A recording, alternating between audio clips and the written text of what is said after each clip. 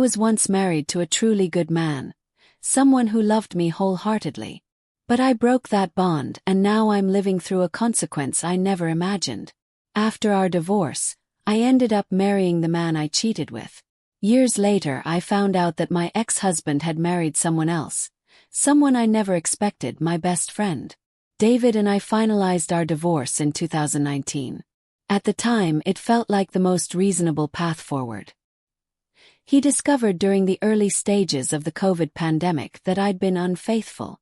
I had been seeing Caleb, a waiter at a restaurant I frequented.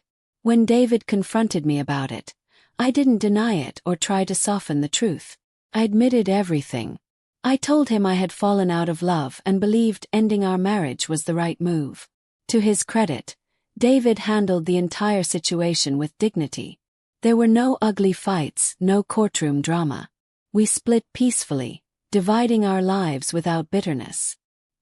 He relocated about 2 hours away to a quieter city near the university where he was pursuing a PhD and had accepted a new job. I stayed behind with Caleb, who later became my second husband. David and I agreed to maintain civility. I even reached out on his birthday, sent greetings during holidays, and mailed a gift when he earned his doctorate. But I never got a response, not even a quick text to say thank you. I found it puzzling, especially considering David's character. He was always the kind of person who sent handwritten notes for even the smallest gestures. My parents, his sister, and several people in our old circle all received thank you cards from him, but not me. Still, I tried to let it go. Maybe he needed space. Maybe the pain still lingered. Meanwhile, I threw myself into my new life with Caleb. He had 3 kids from a previous relationship, and with a baby on the way, we were overwhelmed with the chaos of merging families and juggling full schedules. My closest friend from college, Rachel, was also busy.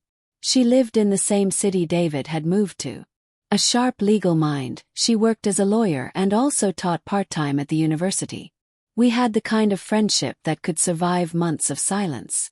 When we reconnected, it was always as if no time had passed. So, when our conversations became infrequent, I didn't worry. The last message I got from her was in late 2021. She mentioned being buried in work, and I assumed she was seeing someone new. Rachel had a habit of disappearing during fresh relationships and resurfacing when things settled. I figured that's all it was. Then last summer, Caleb and I visited the city where both David and Rachel lived. I tried calling her, hoping we could catch up over lunch or coffee, but she didn't answer. I was a little hurt, but chalked it up to her being swamped or maybe wrapped up in another relationship.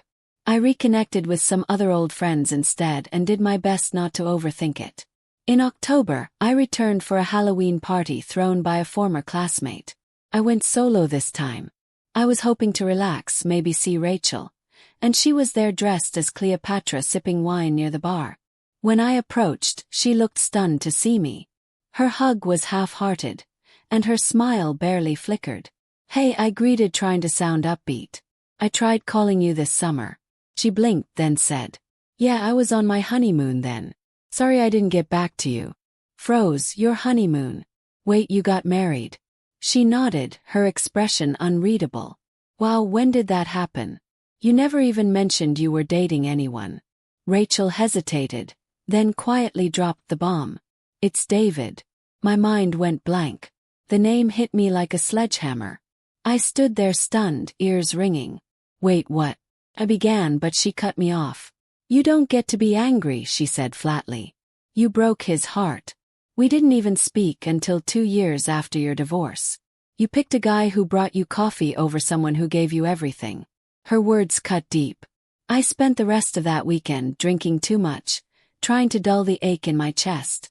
I couldn't believe it.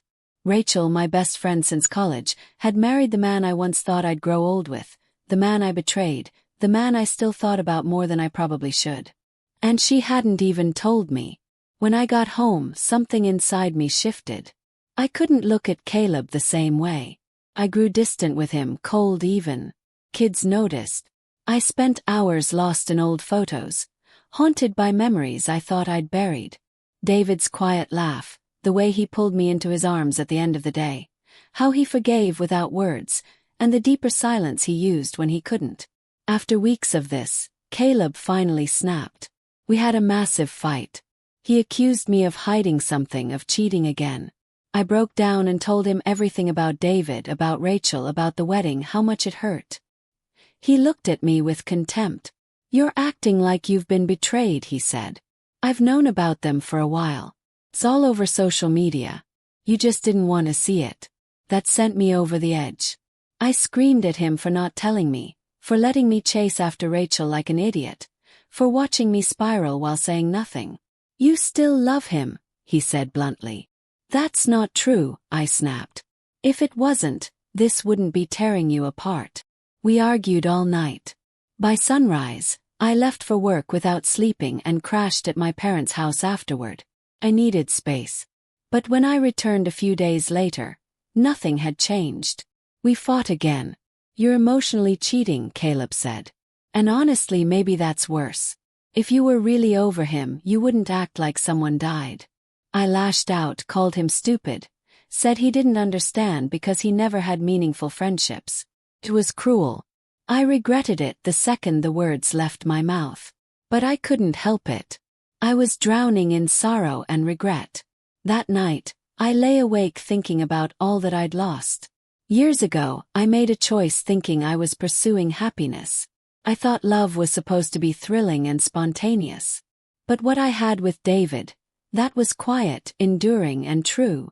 And I threw it away for someone who made me feel wanted in fleeting moments, but never really understood me the way David had. Now Rachel had stepped into my old life. She was the one receiving the flowers, the handwritten cards, the warm forehead kisses before work. She had become part of the world I abandoned. And she didn't call me back because I no longer belonged. I had built a new life. But the foundation was flawed from the start. And now I can't help but wonder if this is karma. Not in flames or fury, but in silence, in being forgotten by the people you can't stop remembering. I wanted closure, a chance to explain. But what I got instead was the hollow truth that some losses are final and some doors once closed stay that way forever.